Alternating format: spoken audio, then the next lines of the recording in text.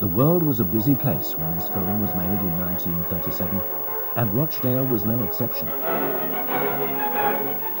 This is Anytown, in the heart of industrial England. Its streets, its shops, its churches, its factories, its clubs and its pubs are part of the corporate life of the people. Anytown, in all its aspects, is a living, pulsating whole which demands service and gives service. But it cannot live without those vital arteries through which its lifeblood ebbs and flows. Indeed, the town was chosen as a typical example of a working northern mill town. In this film, Rochdale is any town. However, the reality is somewhat different. Rochdale, as we shall show, was never just any town.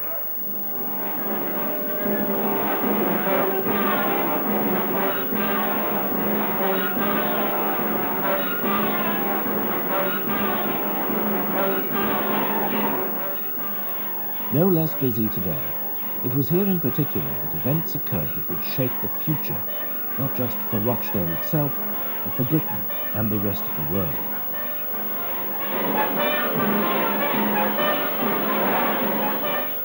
The smoke of 100 chimneys is a sign that in any town's factories, machines and those who tend them are working.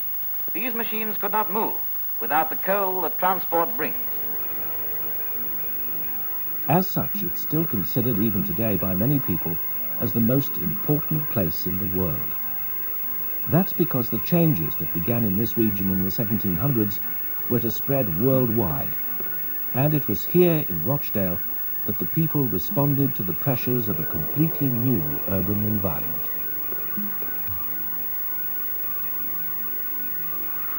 It is a revolution that continues today. At the year 2000, half of the world's population is now living in cities. Exploitation is still rife, child poverty often endemic. Rochdale people in the 19th century devised one way of adapting to the challenge of the new era, and their part in creating the cooperative movement is recognized throughout the world. I have cared more for cooperation than for any other cause. I knew cooperation when it was born. I lived long enough to see it grow to robust and self-supporting manhood. A growth that began a long, long time ago in the Lancashire town of Rochdale. Rochdale, where 136 people were trying to live on only sixpence a week, 200 people on tenpence a week, and 508 people on a shilling a week. 5 out of every 6 had scarcely any blankets, although Rochdale was then and still is a woolen weaving district. But in those days, many weavers were out of work, and others worked but few days a week. Strikes were many, wages were low, and food prices unnecessarily high. But the real story of Rochdale begins thousands of years earlier, on the moors high above where the town now stands. An Iron Age fort was excavated in the 1950s on the slopes of Knoll Moor. Ancient Celtic heads have been found in Littleborough, and Roman finds proliferate in certain areas of the town. This illustration shows the fording of the River Roche in the mid-18th century. Rochdale is an old town, and it ranks a mention in the Domesday Survey of 1086. It has a market charter that was granted as early as 1251, and its church, St. Chad's, may date back to the 7th century. In the rural economy of the time, people struggled to make a living in the cold and damp of the surrounding wild Pennine hills. It was not good farmland, and when farmers began to keep sheep, specialized markets developed to sell the wool, which was spun into yarn and woven into cloth. Merchants prospered from the sale of the finished cloth, and by the 1500s it was being exported through the known world. Certain families began to enjoy a high level of prosperity and built huge homes for themselves. Hidden amongst dense undergrowth today is Clegg Hall, one such monument in this era. Reputedly haunted by a supernatural guest, which came to be known as the Clegg Hall Boggart. The house became celebrated in earlier centuries for its so-called freaks and visitations. In this 1950s film, young Malcolm plucked up courage to look for the ancient ghost. It all started started the day I went for a walk on my own, during the school holidays. It was a queer sort of day. It didn't know whether to rain or sunshine.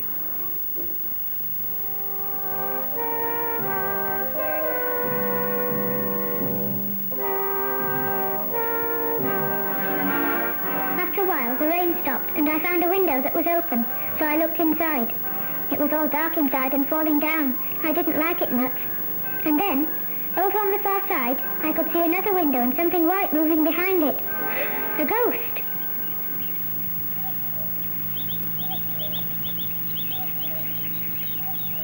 It was a rotten-old shirt. What a swizz. Anyway, I wasn't a bit frightened, really. Today the hall has been the subject of many interesting restoration proposals, but it is still in danger of imminent collapse. It's certainly safer today for the hall and for everybody to keep out. Whilst a few merchants did prosper at that time, the majority of people worked in farms and cottages, supplementing their income from the fields by making up cloth, a domestic life that remained unchanged for centuries. So Rochdale, under the shadow of its ancient church, prospered as a market town, and life remained largely unchanged. Also unchanged throughout the centuries was the weather. It rained. The rain fed the streams which powered early corn grinding mills in rural areas. In Rochdale, a prime example is Healy Dell, now a nature reserve. Since early Anglo-Saxon times, there's been a mill in the Spodden Valley. It's been on the site of a bend in the river, which was called a thrutch. The mill was called Thowd Mill in Bottom at Thrutch. Well, following the use of the thrutch for the corn mill, it was then used as a fulling mill. From the 1750s onwards, new inventions speeded up textile production and led to the growth of factories. Well, cotton and wool then needed a mode of transport to get it from the valley out to Manchester and other places, and the viaduct was built in 1870 and opened in 1870 and did take passenger traffic until after the Second World War, when it was just used for goods until its closure in the 1960s.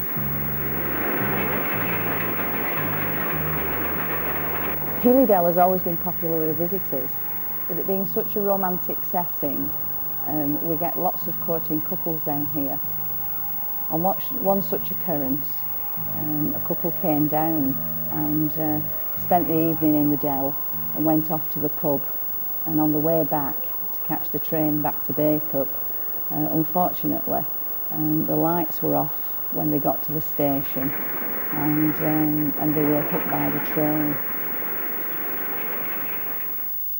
Other new woolen mills were purpose-built to cope with the increasing demand. T.E. Ashworth's name has become synonymous with the rediscovery of the industrial heritage in the local Cheesden Valley. This is the Cheesden Valley, one of the most interesting industrial sites in the country. And here is the facade of Cheesden Lum Mill, built over 200 years ago, probably on the site of an original corn mill. It was one of 14 mills built along the length of this valley during the early part of the 19th century.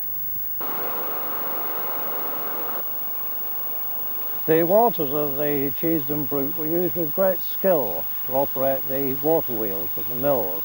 This is what remains of the hub at Cheesden Lum Mill. The original wheel was some 6 feet wide and 30 feet in diameter, and produced enough power to drive the looms of a 3-storey mill. This was originally a fulling mill, but like most of the mills in the Cheesden Valley, it eventually turned to cotton waste spinning. This was something of a survival industry, because with the coming of steam, the big mills moved to the new towns, to Rochdale and the Rossendale Valley, where communications were easier. But their loss was our gain, because today we can still see the sites of these old mills and the communities that grew around them, and laid the foundations of the modern world. With the arrival of steam power for the mills, factories with huge smoking chimneys sprang up in towns such as Rochdale. Rochdale got its first mill chimney at Hanging Lane Mill in 1791. This film captured the area not long before its demolition, 200 years later.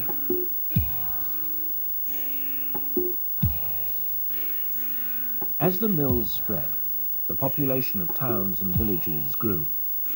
No major change could have taken place, however, without improvements in transport. The White House Inn was an old coaching inn, known as the Coach and Horses. And you're not being so subjected to wind. Keith Maud is an archaeological surveyor and studies the roads that crisscross Blackstone Edge.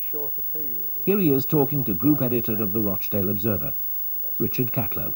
It would give you a better viewpoint from right at the maximum altitude on the road. We know that the Romans used signal stations so that militarily they can signal from one military fort to another military fort pretty rapidly. Whether Roman or not, the famous Blackstone Edge Road, with its incredibly steep gradient, emphasises the problems encountered by travellers. The 1944 film of Rochdalians visiting the site as part of their holidays during the Second World War reflects the local interest that has been shown in the mystery of the origins of this most interesting of relics. The general locality has not been short of Roman evidence over the years. Below between the bottom of the edge in towards Rochdale, quite a lot of Roman coin finds, quern stones that have been attributed to a Roman date, and small amounts of pottery. There's a particularly interesting Roman find not far from here at Tunshill. Yeah, it was found in about, I think it was 1885 by workmen who were operating a quarry. And it's a silver arm about 15 inches long from a victory statuette, which were the Army's battle honours. And it wouldn't be a thing you would lose accidentally. So in spite of everything, we're still sat on a mystery. A mystery, yeah. Perhaps it's best to keep it like that, so we've got a nice talking point for people who are walking the Pennine Way. For centuries, the bleak Pennines, with the peat bogs, the weather, were a barrier to communication between Lancashire and Yorkshire. This famous road at Blackstone Edge, whether it's Roman or not, the steep incline shows you some of the problems that were faced. Local character Alice Hartley, known affectionately as Ailsa Fussers, carried coal on her pony along the pack-horse trails well into the later years of the 19th century. She was the last of the pack-horse drivers. Stagecoaches plied their trade on the roads that crisscrossed the Pennines. This recent and rather rare reenactment of the coach journey along the turnpike to Todmorden brought many people onto the streets. The toll house at Littleborough is a classic example of its kind. Tolls ranged from 7p for carriages to 2p for mules or asses, and a halfpenny for a cow or a farthing for a pig. Right, this is my aunt's grandfather. He was called James Coop, and in 1902 he used to drive the horse bus for Nordin Bus Company. He'd 7 children from his previous 2 marriages. He used to travel up to the Brown Cow at Nordin, where he turned round. Shortly after, the horse bus was replaced by trams. The building of Rochdale Canal answered the need for a rapid improvement in transport that was necessitated by the arrival of the factories. The canal was built to link the industrial areas of East Lancashire and West Yorkshire, that is Manchester and Leeds. And the main cargo on the canal, although anything could be carried, was the coal that was used to fire the boilers of the Industrial Revolution. The building started in 1794 and the canal took 10 years to build. It was opened in 1804.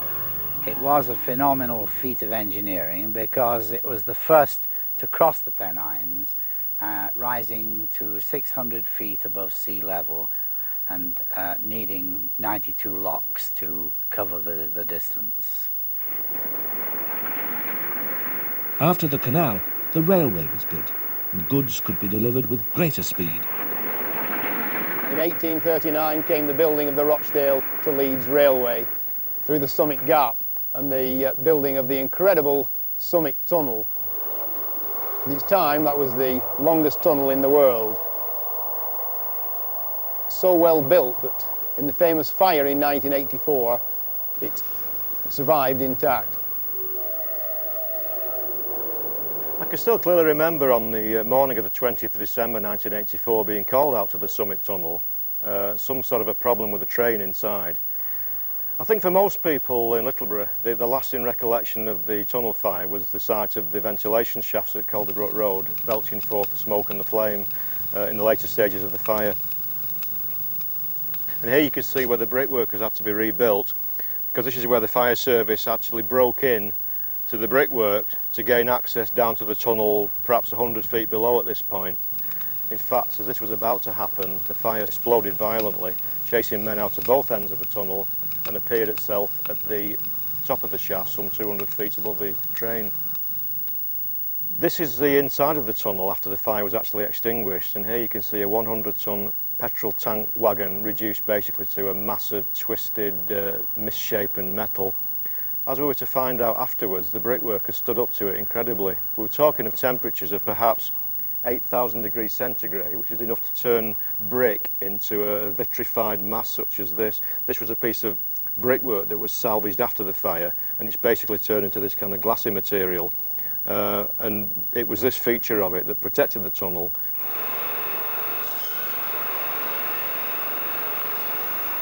The arrival of the factories changed everyone's lives forever. Soon, children as young as 7 were working in the mills, tying up pieces of broken thread as the machinery crashed and clattered overhead. Many local people joined Todmorden's John Fielden in his crusade to limit the hours that children worked. John Bright stubbornly resisted any movement for change. They worked in the mines too, often in narrow seams, dragging huge loads on their hands and knees through the choking dust. Not many people that live in Rochdale now would be aware of the fact that Rochdale, for about 150 years, had a very large coal industry. Well, this is one of the earliest mines that I've ever come across in the Rochdale area. This is a shaft, as you can see, probably originally about 40 to 80 feet deep. On the top of here, there would be a hand-operated windlass.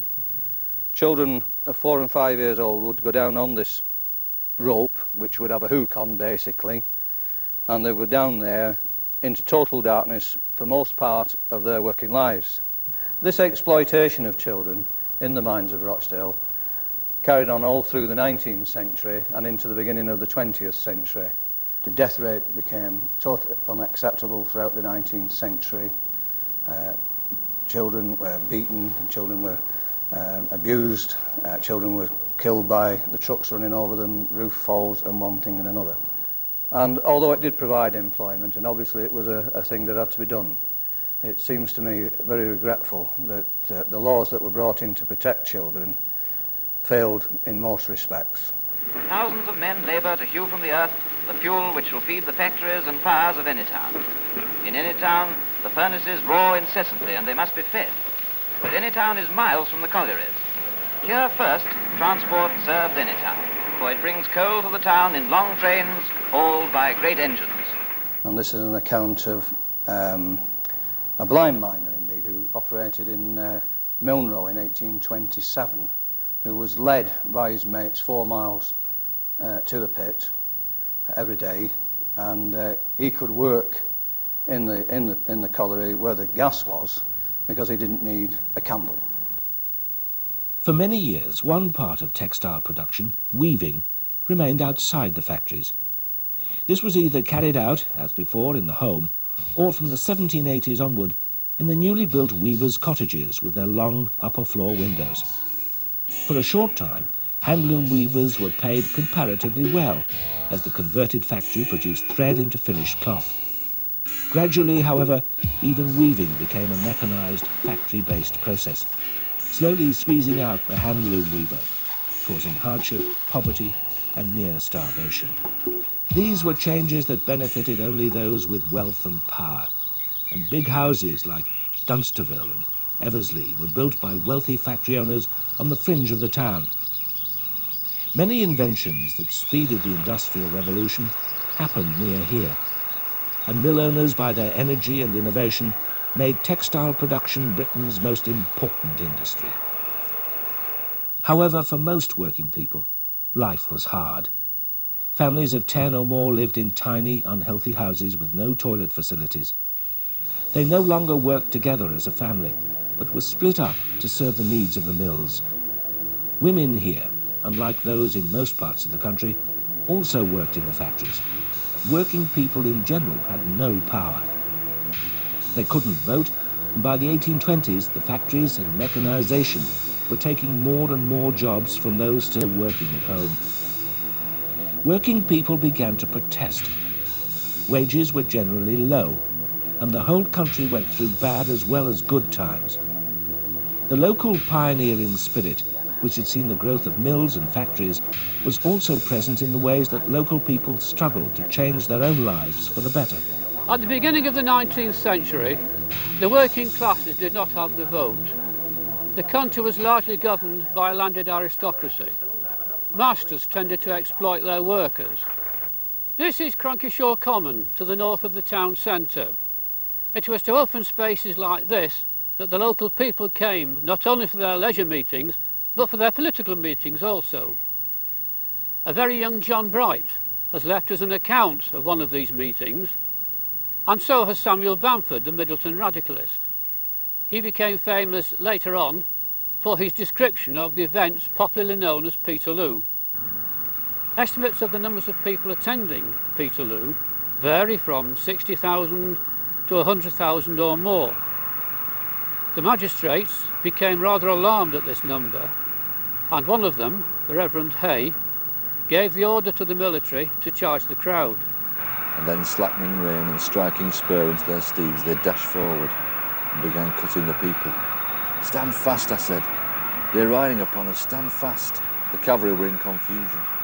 They evidently could not, with all the weight of man and horse, penetrate that compact mass of human beings, and their sabres were plied to hew a way through naked, held-up hands and defenceless heads. And then chopped limbs and wound-gaping skulls were seen, and groans and cries were mingled with the din of that horrid confusion. Minutes later, 11 were dead and 400 were wounded. The Reverend Hay became well known for his actions on this day and was subsequently appointed Vicar of Rochdale. So Rochdale had an integral part to play in the protest of Peterloo, and under the leadership of Thomas Livesey, it led the national protest against the new Poor Law. Behind me is the tower of Birchill Hospital, formerly Durnley Workhouse. It symbolises a struggle that took place here in Rochdale, a struggle in which local people defied the government for over 40 years. In 1834, the government passed a law that changed the way that the unemployed, the elderly and the sick were looked after in times of need. Small workhouses, giving poor people a roof over their heads, were to be swept away and replaced by places like these, called bastilles by local people, after the famous French prison, where life was to be so terrible that no one would ever go in there by choice. Rochdale people hated the act. Local workhouses, such as the one at Spotland, were humane places where, despite the behaviour and the problems caused by some of the inmates, people were treated with kindness by the workhouse masters and mistresses. 21st of December 1836. We gave old Diggle leave to go to Bury to see his friends on Monday morning. He went off, and he'd not been gone long when John Holt missed a good new waistcoat. So a search was immediately made, and it could not be found. So we sent a man after Diggle, and he found it concealed in his breast. Old Diggle has also been taking improper liberties with Mary Grinrod, but she is not in her right mind, being only 25 years of age.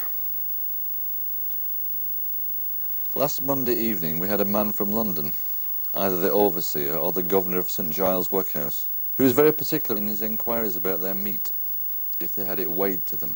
We told him no, they had as much set as they could eat, and if they wanted more, they had it. A far cry from Oliver Twist. thousands of local people protested against the destruction of these old workhouses, with Rochdale leading the national protest against the Act. And it wasn't until 1877, 43 years after the Act was passed, and when the system itself was at least a little bit more humane, that Durnley Workhouse finally opened.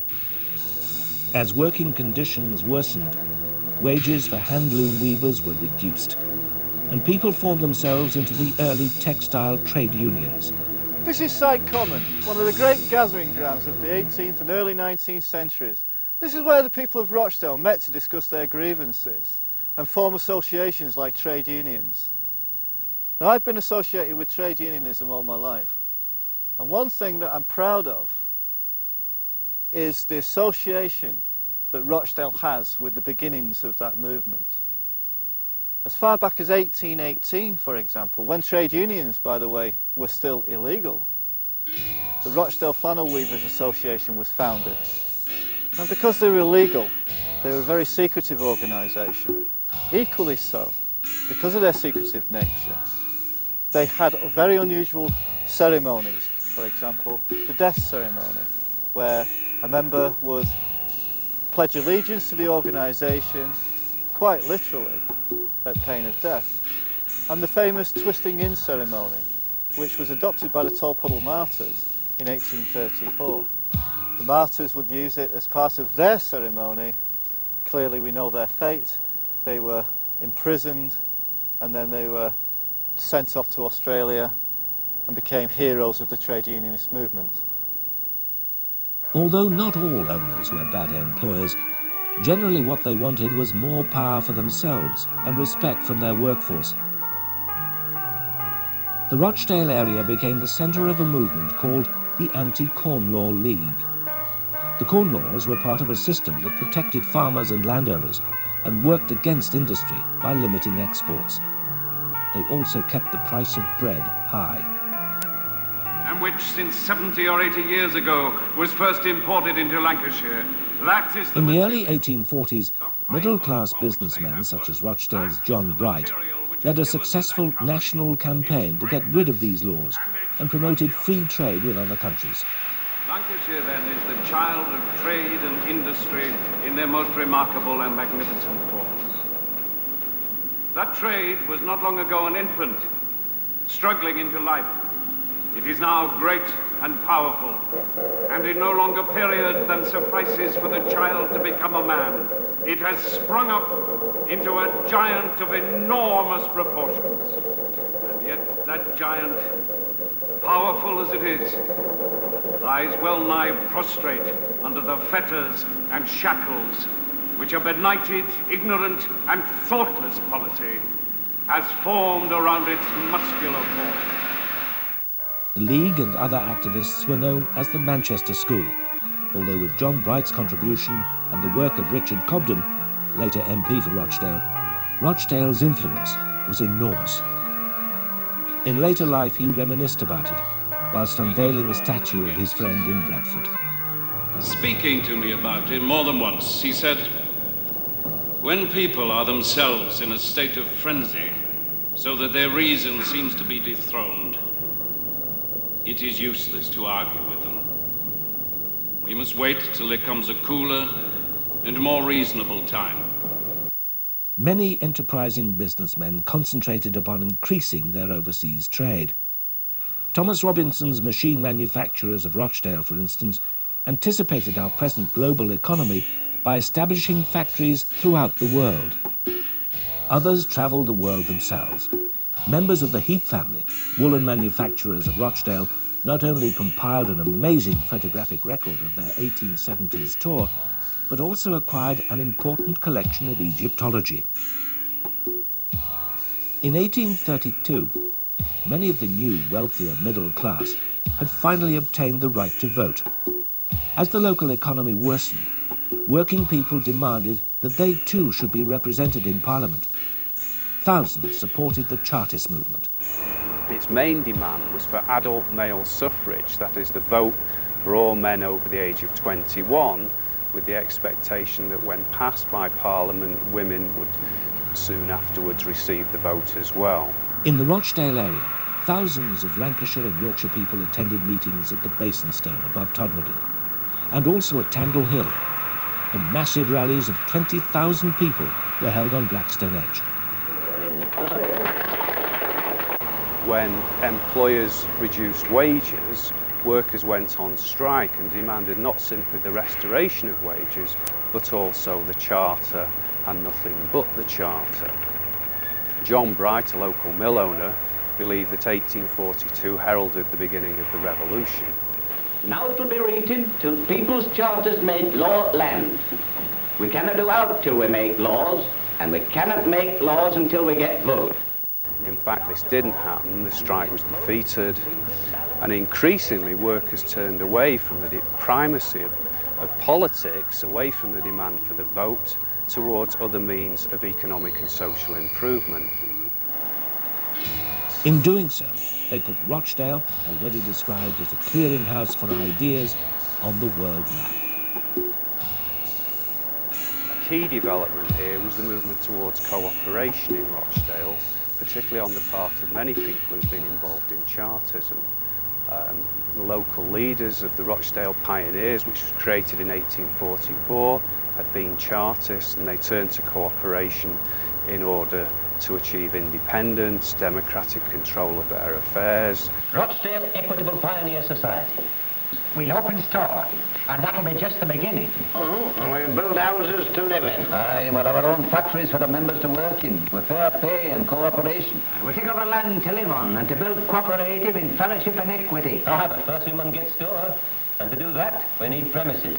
Mr. William Ferguson has a place off King Street. No, man. It's not just an object of views, or to my mind a rank sedition. I have a kind of feeling that I'll never get my rent.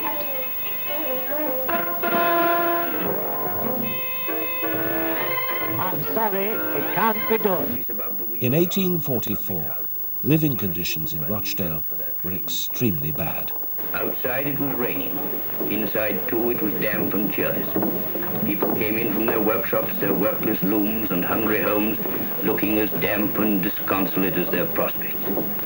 I can see their dull, hopeless faces yet, and I must confess that as I watched them, it seemed to me that neither my subject nor my audience was a very hopeful. No sign of anything getting any better, Cooper. There's scarce a flannel weaver in town as is working. Good evening, James Standring. Good evening, Mrs. Taylor. Mr. Taylor. William Cooper. Hello, Robert, lad. Is Mr. Taylor working? Aye, he's working all right. But with prices so high, more work you do, more you pay shopkeepers. It all seems so hopeless.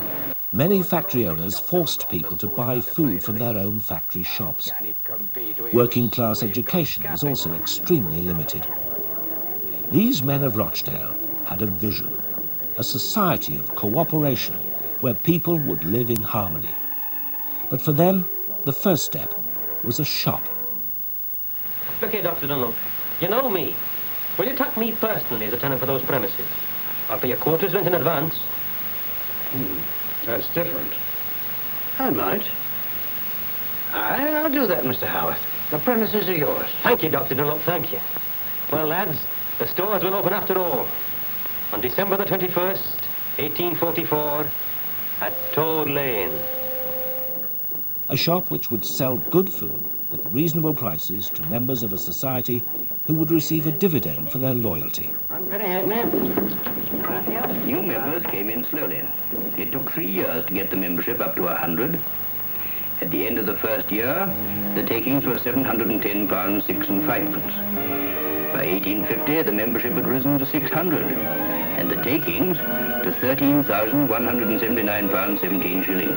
There had been co-ops before, shops and even factories, but these had all eventually failed. However, it was not all work, even in those days. It has been said the industrial towns did not so much replace the countryside as grow over it. The greatest rural legacy of all was the survival of Rochdale's position as the regional centre of dialect. Rochdale produced the majority of important dialect writers in the 19th century. In order to ensure the survival of local dialects, the Edwin Waugh Society came into being in 1866. Here you can see their members celebrating their centenary on the annual walk to War's Well. I've worn bits of shoon away, we're roving up and down, to see yon moorland valleys and yon little country town. But dual tack shoon and stockings too, my heart feels hutching fain, and if I trudge it barefoot, lads, I'll see yon town again. My parents actually spoke Lancashire dialect, the dialect of Edmund War. They didn't realise they were speaking it, they thought they were speaking perfect English. And often there'd be an argument between them. My mother probably had accused my father, she'd be saying, "He that does talk broad," and he'd reply, "No, it's not me that talks broad, it's thee that talks broad." When we were first married, we lived at home, we couldn't get a house, and my wife, being a Nottinghamshire girl, she couldn't understand what they were talking about. She had, at the time, she was teaching infants in Rochdale, and she couldn't understand some of their words either, so she had to learn the Rochdale accent and Rochdale dialect to be able to teach the children. Actually, they were teaching her how to speak. This is the grave in Rochdale churchyard of Tim Bobbin, otherwise known as John Collier, the Milrose schoolmaster. These brilliant caricatures are his work. He was a uniquely eccentric historian, satirist, thinker and drinker. Tim Bobbin was probably the first person to try to record the Lancashire dialect. He preceded War by about 100 years, and he realised that if he could not capture and record the folk speech of his era, it would die away. So that is the reason he wrote the Thomas and Mary stories and poems.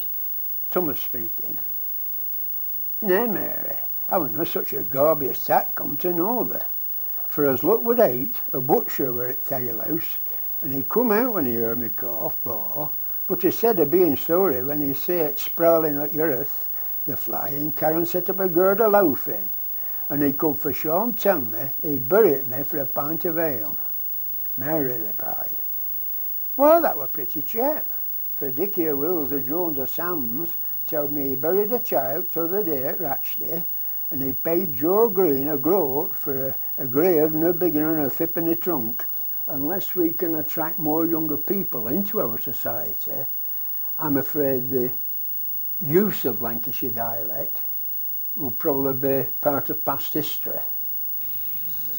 In addition to the survival of spoken and written dialect, traditions such as Nurren Spell, the Pace Egg Play, racing, and most particularly the Rush Bearing Festival continue to flourish. I think it's an important revival because it lets us know where we came from, it gives us some pride in our background, and it's also fun, and I'm all for it.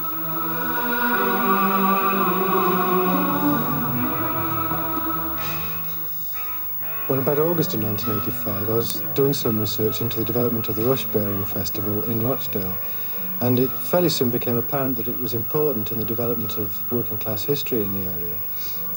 There was an article appeared in the Rochdale Observer as a result of that, which told the story of the old rush bearings in the last century. And I thought how great it'd be actually to revive this, to get loads of dancers in the street and create a big spectacle for the public to come and watch. My dad used to take us on a Saturday, only on a Saturday. We couldn't go on a Sunday, only on a Saturday. We used to take us up Bury Road up to Copthred. And there's a lodge at top of Copthred. And they used to grow all round that lodge. Later on, when we'd fetch one lot back home, back to the orchard, he'd take us to Redbrook. My grandfather's rush cart. Now, I never knew my grandfather, but I've learned such a lot from my mother, and she used to tell me that there's little Joss on top, bless him, and he always rode the rush cart with a can that they slung down on the floor every hour, and they filled it up with beer, and he hauled it up and drank it. And he was a grand little fella. But there, he's very young. But what he's doing in that pyjama suit, I don't know. Say the rush cart died out in around the early 1880s. By the time the first major revival was planned in 1906, there was nobody in the area that had the skills necessary to build a rush cart. She was 11 when the last pre-war rush cart passed, 78 years ago. Oh, we had a nice life when we were youngsters, because there's no cars rushing on your lane, you know.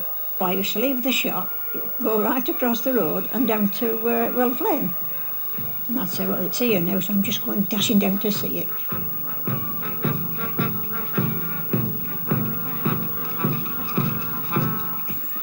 Kids' first chairs were decorated.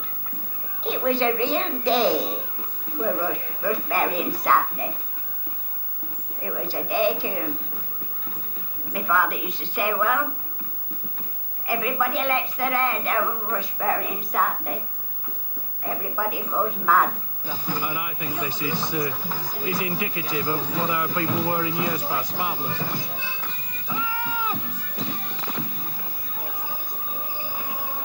Now, what the children will do at the end of this interesting service is that they will carry out the ancient rite of strewing the centre of the church with the rushes, and they will be left there as a symbolic part of the rushes that have been offered in prayer to God.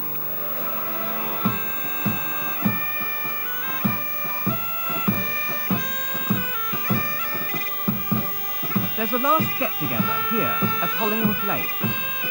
I've come over from Scarborough to Rochdale to dance this week and cut rushes last week.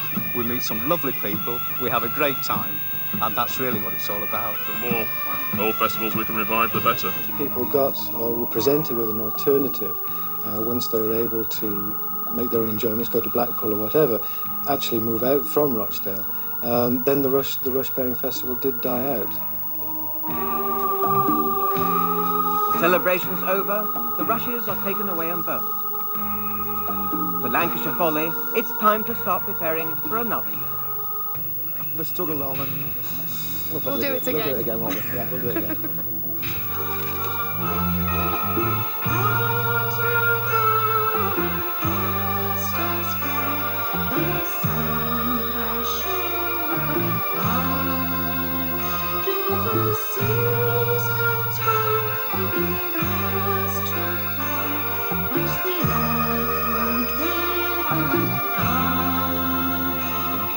Days of a perceived north-south divide, it's important that we are quietly confident of our northern heritage and therefore have a northern consciousness and a pride in being northern and the traditions that are north. Other traditional customs continued as well. Until fairly recently, it was still possible to see the odd revival of the old Rochdale pace egg play, mainly in Wardle village. As a child in the 1930s, Fred Knight still remembers playing St. George. I am St. George from merry England sprung. My famous name throughout this world hath roamed. Many bloody deeds and wonders have I made known, and made false tyrants tremble on their throne. I challenge thee to field.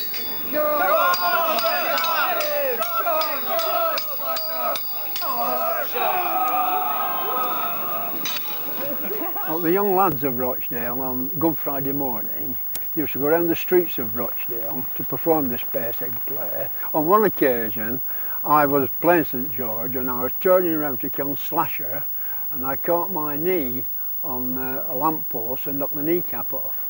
And the lads took me around to Rochdale Infirmary. Of course, we were all done up with blackened faces, and we tried to explain that I was St. George, and when I tried to kill Slasher, I knocked the kneecap off. But these nurses, they weren't from the Rochdale area, and they thought we were just making fools of them. They were going to send us out of the infirmary. But I was supported by one of the characters called Dirty Bet, who eventually managed to inform these nurses that we were performing a pace egg play, and I had really hurt my knee, and I got it attended to. The pace egg play never quite matched the rush bearing for bringing large numbers of people onto the streets. The rush bearing festival came increasingly into conflict with the new spirit of non-conformity that flourished in the area. Religion has always played a huge part in local life. As the Industrial Revolution progressed, people felt increasingly alienated from the Church of England, and new churches flourished in Rochdale, more than anywhere in Britain. In Rochdale, in common with other parishes, everyone, whether they were Church of England attenders or not, had to contribute to the upkeep of St. Chad's Parish Church, by paying a church rate. As more and more people worshipped in the nonconformist chapels, opposition to the rate grew, until in 1840 a poll to canvass public opinion was reluctantly agreed to by the Vicar of Rochdale. The anti-rate party, led by local radical Thomas Livesey, local mill owner and later statesman John Bright, and Todmorton's radical factory owner John Fielden, threw their propaganda machine into top gear. Bright, balancing on a gravestone, supported by Thomas Livesey, hurled abuse at the vicar, egged on by thousands of excited parishioners. They entered the house of an inhabitant of Spotland, poor James Braley, who was then on his deathbed. The illegal claim upon the poor weaver was 4pence. They seized a looking-glass, but that would not cover the costs, and their ruthless hands then seized his family Bible and sold it for an illegal rate. And a fortnight ago, during the poll in the vestry, the widow of that man came and tendered her vote against the rate. I pointed her out as she came to the polling tables, to those who stood around, and said, "That is the woman from whose husband you took a Bible for an illegal claim of 4pence when he was on his deathbed." The protesters won the day, and eventually a voluntary system of payment was devised locally that by 1867 was adopted throughout the whole country. As the economy improved in the 1850s, many local people followed the radical middle-class liberalism of John Bright. Their values were reflected in the town's premier newspaper, the Rochdale Observer. In the pages of the Rochdale Observer, local lads fighting in the Crimean campaign had their letters published, and they were very critical of what they saw. This was the last time uncensored wartime letters from soldiers would appear in the press. It was 12 o'clock at night before we got a morsel to eat. You'd have seen my hands all covered with blood, trying to tear raw pork with my teeth. Oh, yes. You'd say I was hungry. Tell my wife to cheer up and keep her spirits up. I believe that God will spare me to go home to her. Tell her that in the middle of the battle, her image is always with me.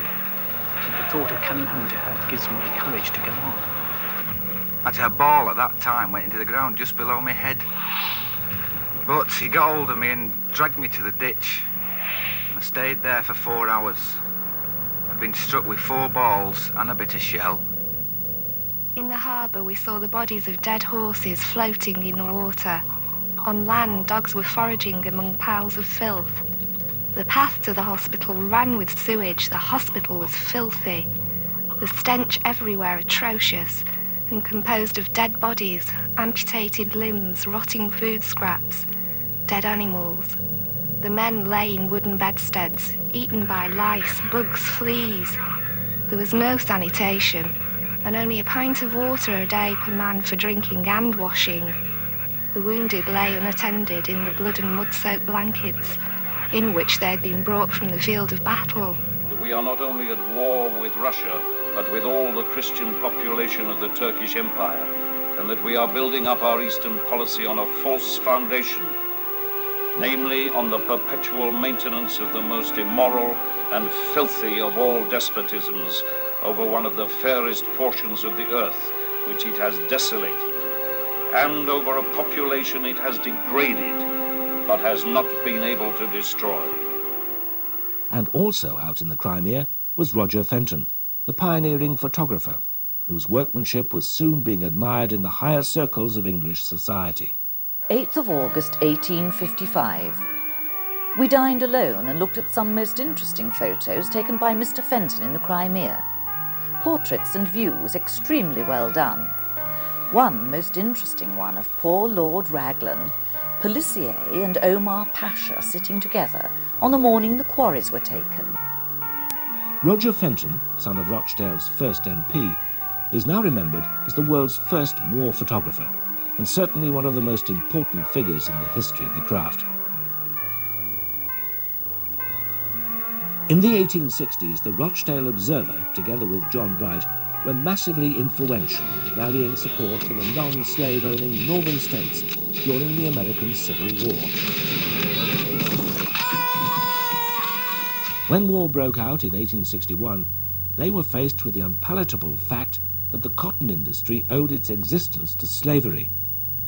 They therefore threw their support behind the North, even though they knew that this would cause great hardship in Lancashire.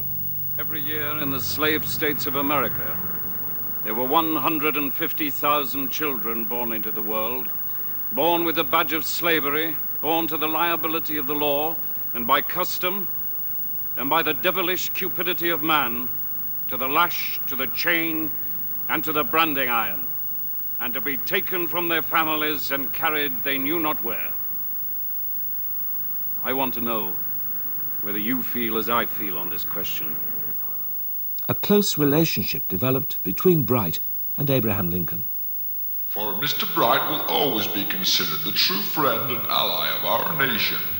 As war raged around them, Lincoln was extremely grateful to Bright for his influence in Britain, changing the view of the British government from tacit support for the Confederacy to active support for the Union. Bright was horrified that even the liberal Gladstone appeared to support the Confederacy. He has made a vile speech at Newcastle, full of insulting pity for the North and of praise and support for the South. He is as unstable as water in some things. He is for union and freedom in Italy and for disunion and bondage in America. A handful of Italians in prison in Naples without formal trial shocked his soul so much that he wrote a pamphlet. But he has no word of sympathy for the 4 millions of the bondsmen of the South. The mills of Lancashire depended on the southern states of America for raw cotton. The southern ports were blockaded by the North. The export of raw cotton was stopped. The cotton mills of Lancashire shut down. Thousands were destitute, hungry, starving. The men of Rochdale, yes, and the working men of England, believed that the slaves should be free.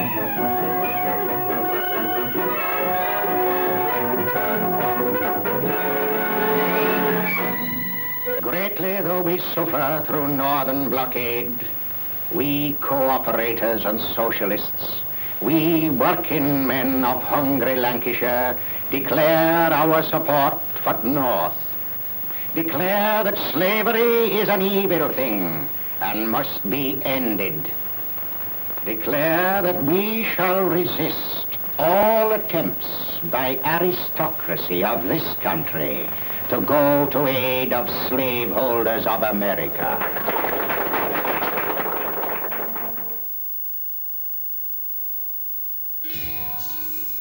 After the end of the Civil War and the return to full production, there was a steady economic improvement in the late 1860s. In Rochdale, the middle classes looked for a way to reflect their pride in a town that was contributing massively to Britain's dominance in worldwide trade and commerce.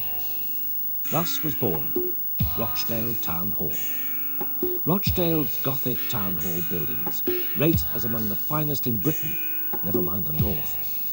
The cornerstone of this magnificent building was laid by John Bright in 1866. Opening his speech, he referred to a new town hall as bringing credit to the town and providing a grand hall for the freemen of Rochdale for all time. He went on to say that our children and our children's children will look with pride upon this grand building. Pevsner once said that to see fine medieval stained glass, one should visit Westminster Abbey, but for modern stained glass, one should visit Rochdale Town Hall. In fact, legend has it that during World War II, Adolf Hitler wanted this fabulous stained glass all for himself. The quality of the fine stained glass is reflected throughout the building with its magnificent architecture, fine carvings, paintings and ceramics. And all this, the vision of just one man, W.H. Crossland, the architect. Crossland's original tender of £20,000 soon proved to be a massive underestimate. As the architect's ambition soared, so too did the price. Here in what was originally the mayor's reception room, we find Crossland himself, immortalised in stone, seen here looking at his plans, and George Leach Ashworth, chairman of the Town Hall Building Committee and mayor at the time that the Town Hall was opened.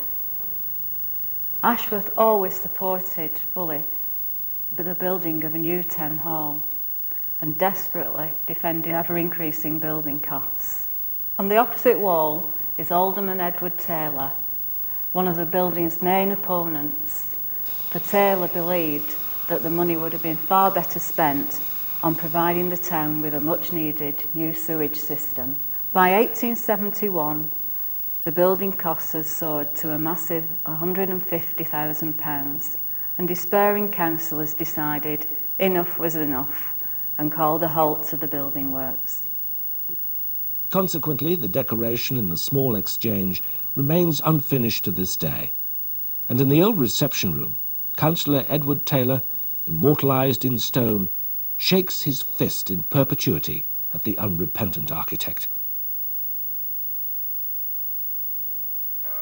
Rochdale was a pioneer in the development of schools and adult education, with its cooperative principles still spreading worldwide. In 1860, Birmingham MP John Bright, born, bred and still living in Rochdale, outlined the educational facilities made available by the cooperative movement in his hometown. The Society has a library and a reading room, open, free to all its members, who now number 2,900. The newsroom is well supplied with daily and weekly papers and monthly and quarterly periodicals. It seems apt that the services of the co-op in Rochdale should have been used in the fight for greater democracy in Britain. The predominantly upper-class House of Commons was deeply suspicious, and as frightened of providing working people with educational opportunities as of giving them the vote.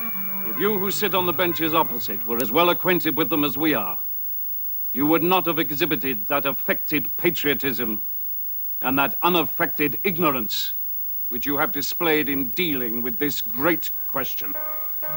When the Workers' Educational Association was formed in 1903, it chose Rochdale as the location for its first class, to honour the town's distinguished place in the development of adult education.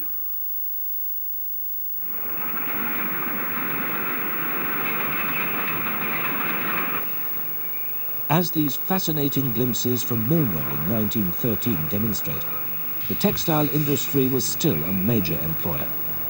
Outside the boundaries of the town, the shadows were creeping in. The onset of the Great War was about to pitch the whole of Europe into a conflagration, and Rochdale would not escape its effects. The town's war memorial, designed like London's cenotaph by Edwin Lutyens, bears witness to those who fell. Encouraged by the intensive recruiting propaganda, young men would be killed in their thousands. It would take many years to rebuild the lost reservoir of talent that drained away at that time. Ancient local traditions and their associated skills just vanished overnight.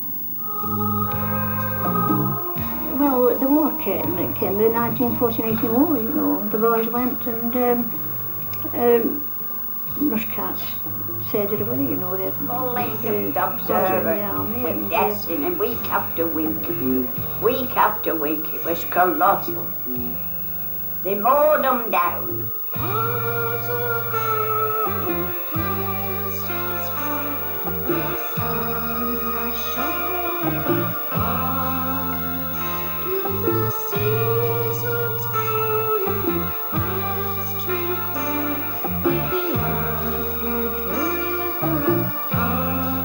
Well, they say it was a completely different world, don't they, after the end of the First World War? It was a different world, because there were no young fellas. There was no teenagers.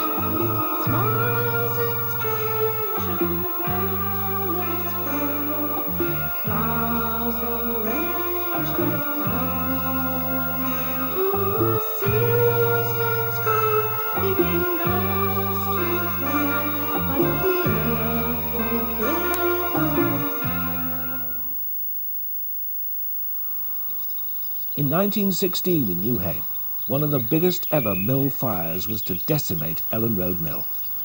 Mr. George Starkey, a former employee of the mill, didn't witness the fire himself, but his father certainly did. He was captain of Milner Fire Brigade, and they were playing on it before any of the others came. Holden came and Rochdale came.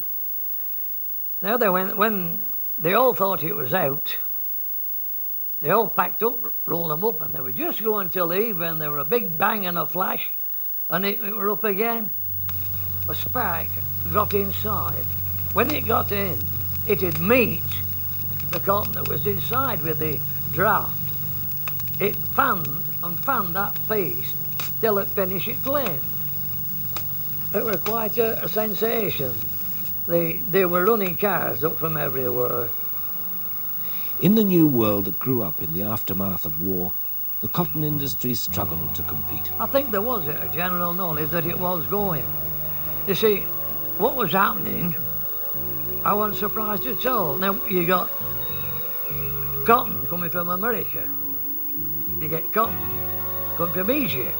They were sending the cotton from there over here, spinning, and then a lot of it were going back. So, they'd done this for donkey's years, and then all at once somebody had a bright idea. Now, instead of sending them that like that, sending it back, why can't we have our own machines here? And that's what they did. The cotton went like that. And then they started making man-made fibres, and that didn't help at all. Cotton had it, straight off. Well, from here, right around Holden, at one time there were 30 mills. I don't think there's 2 mills. The huge factories began to suffer as cheap imports flooded the market.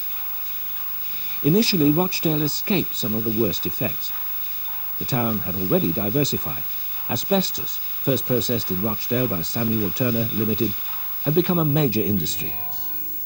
And in 1906, the Dunlop Company opened their tyre yarn factory, at the time the largest factory in the world. At Ellen Road, the newly built mill housed what is today the largest surviving mill engine in the world. Despite these developments, however, by the mid-1920s the town was in the grip of the Depression. However, for many people, there was still enough money to take a holiday, as this film about the Wakes shows. Workers become tired from their labours. The coast and the country are calling. It is time for any town to go on holiday.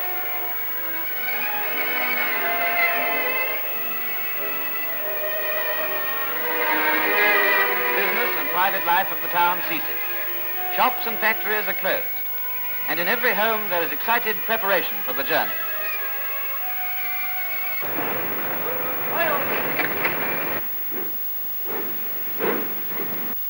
Industry's wheels are stopped. Black smoke no longer pours from her chimneys. This industrial town pauses for a space to renew its vigour and refresh its toilers.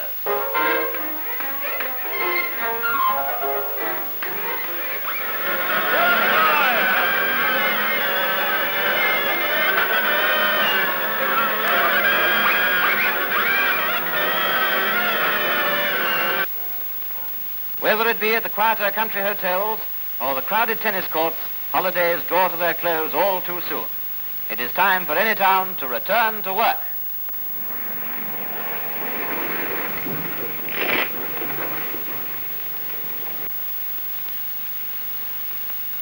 The streets become crowded. Factory chimneys smoke once more. Industry's wheels turn again.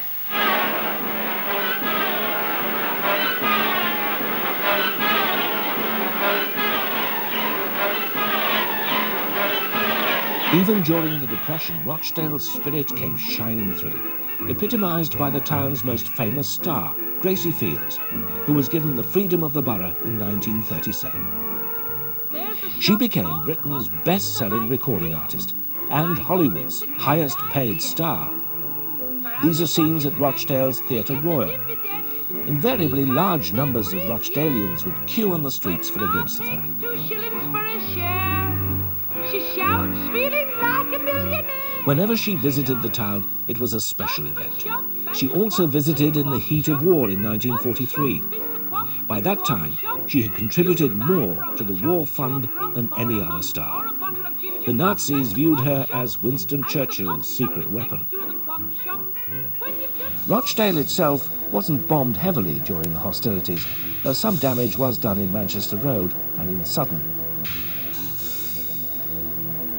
The Second World War saw a brief respite for the textile industry, as Britain's economy was put on a war footing.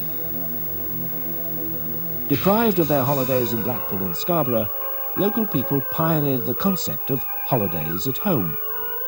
Hampered as they were by rationing, people made the best of things. Dancing in Fairlinge Park. Entertainments also had to be homegrown. Children sailed their toy yachts on Syke Pond. Queues for paddle boats stretched right down the common. Cricket matches at Dane Street, often in the pouring rain, helped to convey an impression of normality. 8,700 people attended the agricultural show in Balderstone. Cart horses competed for first prize, and horses and traps paraded under the expert eye of Councillor Sam Howard. And a popular highlight of the week was the cavalcade of fashion on display in Fairlinge Park, courtesy of the Vogue mannequins, who, under the direction of Miss Verna Crawley of Harrogate, showed off the new utility fashions of the era. And of course, there was always the fair, to entertain people of all ages. After the war, Rochdale, the town that had shown the world how to adapt to industrialisation, had itself to adapt to change. Wage levels dropped, leaving a recruitment problem for local mill owners. One of the results of this was the search that brought thousands of people from the Indian subcontinent. As a local councillor in Rochdale, I have been privileged to represent two communities, i.e. the white community and the Asian community. My father came to Rochdale in 1970 to work in the cotton mills, and since the decline in the cotton industry, or the two communities have actually been adversely affected, i.e. Increasing unemployment and the concerns as to where does one go after the major decline in the primary industry. Rochdale has always been culturally diverse, from the Romans to the Anglo-Saxons and the Vikings to the Normans. The Ukrainians, seen here dancing their national dance, came to escape turmoil at home and soon adapted to their new surroundings, whilst maintaining their own traditions. In the 1950s, people enjoyed the end of wartime rationing. Again, people had more leisure time. But their enjoyment of live performance was interrupted by a spectacular fire which destroyed the Theatre Royal. When the doors opened, all the sky was lit up. Right. They said, we've got a fire here, and it was the Theatre Royal. And one of my colleagues, Fred Thompson, says, come on, Tom, let's go up in the boxes. And all the fire was swirling round in the basement. It was impossible to put it out. The water was just drying up. It wasn't making any impression at all. Nothing, however, could halt the decline in textiles. Mill after mill shut down, and many were demolished altogether.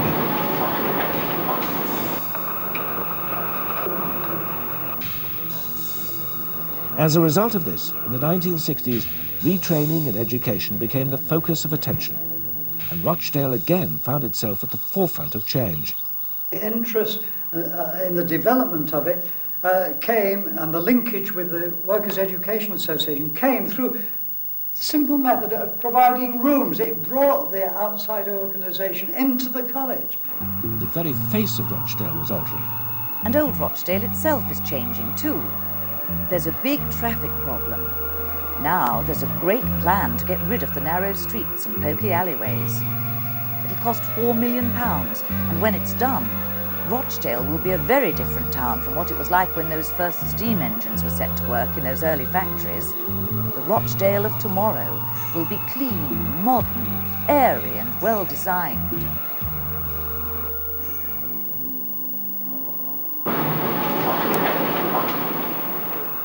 The The town had an architectural heritage which reflected its industrial past, and there was a widespread desire, generally, to modernise. The wholesale changes which occurred didn't please everyone. A lot of things are disappearing now which should be kept up. You see, same with the old buildings. A lot of the old buildings are disappearing without photographs or any reference to them at all. In the 1970s, planners were proposing to build a new marketplace and an accompanying new shopping centre. This was equally controversial at the time. This is what people like. This is what Lancashire people like, a carnival atmosphere, not a big store atmosphere, where every price is a uniform. This is what they want to be left with. You go around and ask the people, they're the ones that count. We will dissatisfied. I think it's quite good. I think they've spoilt Rochdale. No, you knew where to go and find everything before. You don't know. You don't know where anything is. Absolutely ruined. By the 1970s, the town's Asian population was approaching 10,000 people, already contributing to the richness of the local culture and the pioneering spirit. And Rochdale has provided facilities and given me the opportunity to study, so I feel as though it's better than had I been in my own country. Some things never change, and such local educational opportunities were under threat from the government in 1991. Once again, Rochdale was leading a crusade, this time in opposition to their proposal to charge for non-vocational adult education. If we get to the stage where any government introduces a scheme that says you cannot enjoy those things or learn to enjoy them unless you pay the cost of them in full, then that is a disaster. A disaster not only for education, but I must tell you, a disaster for democracy itself. The importance of adult education is to train people, teach people, open doors to people, visions to people about what life can be. Life's made for living. Although the town centre changes were not universally popular, there have been numerous benefits in Rochdale's post-war development. Our air is no longer full of smoke, and our rivers are no longer polluted. In complete contrast to Industrial Revolution times, when the river was so polluted that it didn't have anything in it, these days it supports fish, dippers, kingfishers, and many other mammals and birds that benefit from a river habitat. The new Rochdale Way, a 42-mile circular walk round the borough, not only provides a unique means of appreciating the beauty and variety of the area, but visits some of the most important landmarks in the country. It is absolutely tremendous, the countryside around Rochdale, from the rolling hills to leafy valleys, everything you could wish to see. Bird life, animal life is superb.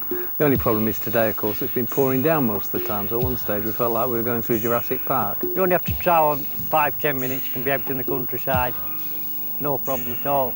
It's a wonderful route around the borough, and we're all having a good time. Are you satisfied, men of Rochdale? James Standring, are you satisfied? We believe that men and women would live God-fearing, noble lives like brothers and sisters, helping one another. Do they live like that yet? There is considerable optimism as to the future of inter-community relationships in the town. We now have a beautiful mosque, attached to which is a community centre, and the community centre is for the use of Muslims and non-Muslims. This will provide an environment for the two communities to come together and share the cultural and religious issues, and the future, I feel, is good. The Esplanade in Rochdale is still part of the finest town centre in the north. We're looking to develop the Arts and Heritage Centre and the Esplanade itself, together with the other open spaces, as a site for regular events, activities and festivals. From its origins as a market town, through the development of the Co-op and its famous stores, Rochdale now supports 2 shopping centres, 2 major shopping streets, all of which form part of the new town centre strategy. James Smithers, are you satisfied? We wanted funds so that workmen could buy the means to produce cooperatively. Do they now? There are cooperative factories, farms and mills. As for the co-op today, visitors to Toad Lane come from all over the world. These are from Azerbaijan. Историю рождельского общества вообще, историю кооперативного движения Великобритании. And the history of cooperation of Great Britain are well known among the students of the Cooperative University in Karaganda. Ценят вклад And they appreciate the contribution of the Rochdale pioneers. And personally for him it was very pleasant to visit this museum because it was the involvement in this history. The opening in 1996 of a magnificent new headquarters for the Cooperative Retail Society and beautiful landscape gardens has brought the co-op triumphantly back to its roots. Well, you're talking about a legacy from the Rochdale pioneers, which is here all around us in Britain today, and not just in Britain, quite literally all around the world. And it's not just shops and stores, banking and insurance. We're talking about different types of cooperation, different types of cooperative businesses to suit different people's needs in different countries. Today we have something like 700 million members of cooperatives in over 100 different countries, and they all owe their allegiance to Rochdale and the Rochdale pioneers. A new hospital seeks to ensure the future good health of the people of Rochdale. Okay. This building will mean that you've got a 21st century building with 21st century plant and equipment, state-of-the-art, new operating theatres, new intensive care unit, new accident and emergency department, new obstetrics and gynecology department, all top quality modern services for the people who live in this area. We believe in the best in every part of the country, and certainly Rochdale's going to be leading the way. And you, Charles Howard? I thought that by cooperation, the working classes would help themselves to prosperity and to independence. Have they done that yet? I think we need a little less confrontation from politicians, especially local politicians, and a little more vision thinking, if you like, cooperative type politician. But I think time will take care of that. Rochdale enters the new millennium with all the confidence, energy and enthusiasm it displayed over the last 2,000 years. Men of Rochdale, are you satisfied? It's almost impossible to talk about the future of Rochdale without discussing Kingsway Business Park. Kingsway is the flagship for our plans to regenerate the borough, to bring new investment and new prosperity to the area. Kingsway is one of the largest economic development projects in the Northwest region. The 450-acre site is capable of generating up to 8,000 much-needed new jobs for local people. Rochdale has always been known for innovation and its pioneering spirit, and when the canal was opened at the beginning of the 19th century, it made a huge impact on the town, regeneration, jobs and prosperity. And now we're reopening the canal at the turn of the next century. It will have a huge impact too, with jobs in tourism, leisure, thousands of jobs in fact, and for example a hotel right on this site here where people will be able to dine outside and watch the canal boats plying between Yorkshire and Manchester. So a significant change for the borough and a very, very important project. We put forward and had accepted a single regeneration bid, which the government will fund to the tune of £25 million in the next 7 years. This will bring massive improvements in the housing stock, the environment, employment opportunities and the health of the people of Rochdale. Rochdale once again has the opportunity to become a real economic powerhouse within the region. As we stand on the brink of the new millennium, we can really say that Rochdale can face the future with a real sense of confidence and self-belief.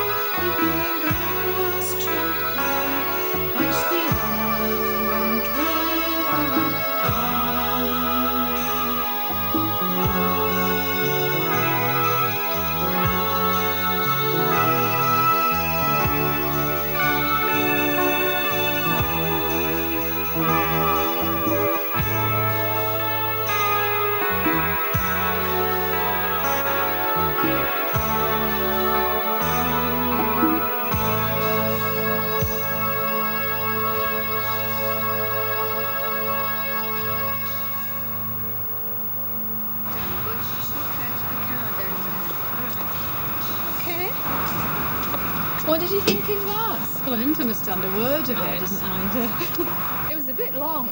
2,000 years, weren't it?